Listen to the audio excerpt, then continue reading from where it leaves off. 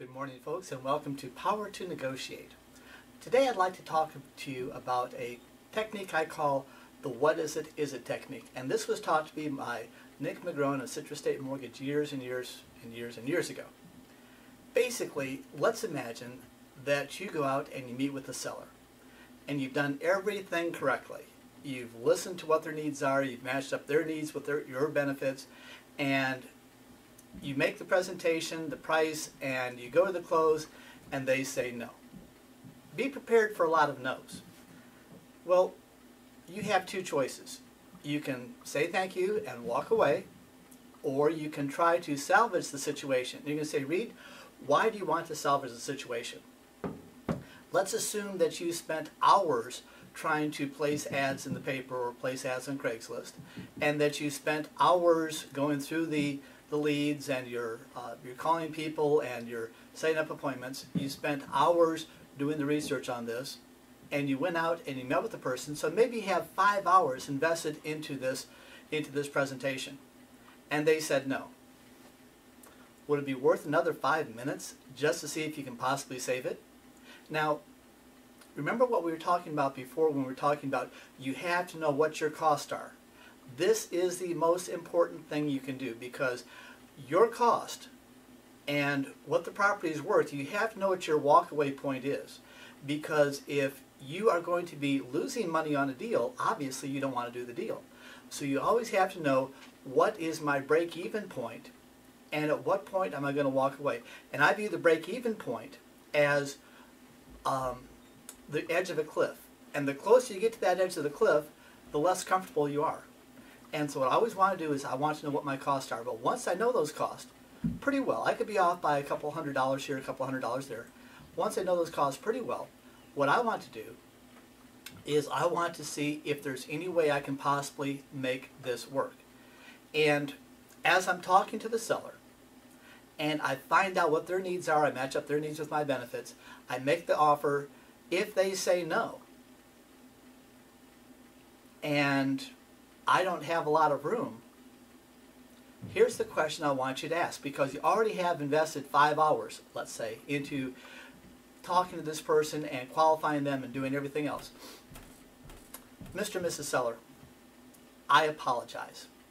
Obviously, I did something wrong, because I tried to find out exactly what your needs were, try to match up your needs with my benefits, and I've done everything in my power to make sure that I gave you the best deal I possibly could. Obviously, I failed. But I want to ask you a huge favor, if you could indulge me. I am trying to always become the best real estate investor I possibly can.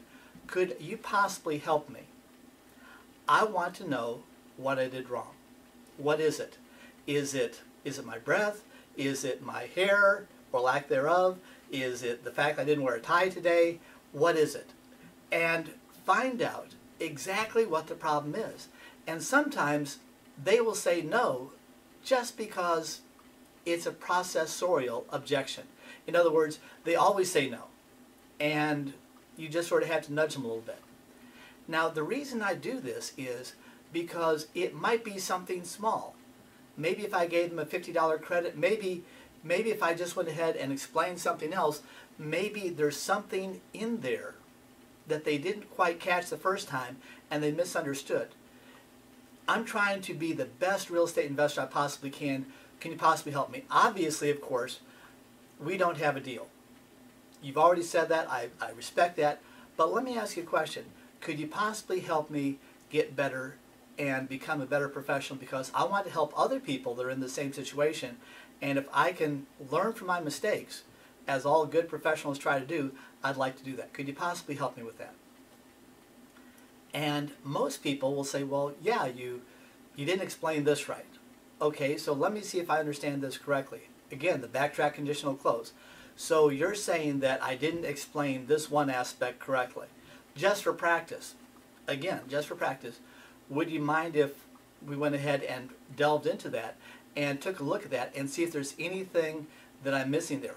Let's go ahead and examine this a little bit more and get back into it. And then, once you've done that, so you're saying that by explaining this correctly, now if we were hypothetically going to do a deal, you'd be comfortable with that. And then you get up and you start to walk away and you say, you know, I always want to make sure that someone is better off for me coming than they were before. And I don't feel that I did that. Let me ask you a question. We've solved the problem.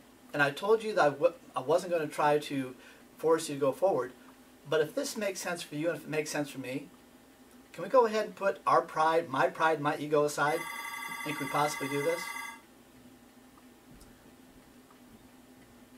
And see what they say. The worst thing that they can say is, nope, I don't want to sell to you. Great. Thank you for your efforts. I appreciate that. Now you're going to ask yourself, will this work? What do you have to lose? This is what I call a walk-away deal. As you're walking away, you turn around and you say, by the way, do you mind if I ask you another question? And sometimes, just by asking those additional questions, remember, we're not telling them anything. We're asking them questions. And they're explaining the rationale to us. And maybe they can't do it. I was working with a partner, Joe White, out in Colorado Springs. And they were trying to buy a house, and the sellers needed $8,000 cash in order to move to Missouri. And so Joe sat down with them and said, you know, cash is really scarce right now. And to be real honest, I don't have the cash, but what do you need? Let's see if we can work this out. And he discovered that they needed the cash for first and last month's rent and for moving expenses, and that was basically it. He said, so if I could handle the moving and get you the first and last month's rent taken care of so you didn't have to have that money out of pocket, that would work, wouldn't it? And what he did was he called some of his contacts in Missouri that they were going to, and he negotiated so that they didn't have to put up the first and last month's rent. He did a negotiation with a mover that they wouldn't require the money up front, that they would go ahead and bill them a couple of years later. And he's always getting favors from people, and he's using those. He helps somebody and they says, let's go ahead and barter here. What can I do for you that we can go ahead and do instead of cash? And see what they need. Maybe you can do it without cash. And if you can do it without cash, that might have solved the problem. But what he did was he was always looking for a solution. Now you're going to ask yourself, I don't feel comfortable doing that. Okay, how comfortable do you feel? What degree of comfort would you be willing to give up in order to make a $50,000 profit? $40,000 profit, $30,000 profit? Would you ask somebody something that was slightly outside your comfort zone? Yeah, you would? Okay, the way to make it comfortable is to keep on asking. Ask your wife, ask your kids, ask your neighbors. Ask them, do you mind if I practice on you? And do it until you're comfortable with that. And then once you're comfortable with that, now you can go out and you can face these people. That's called the what is it technique.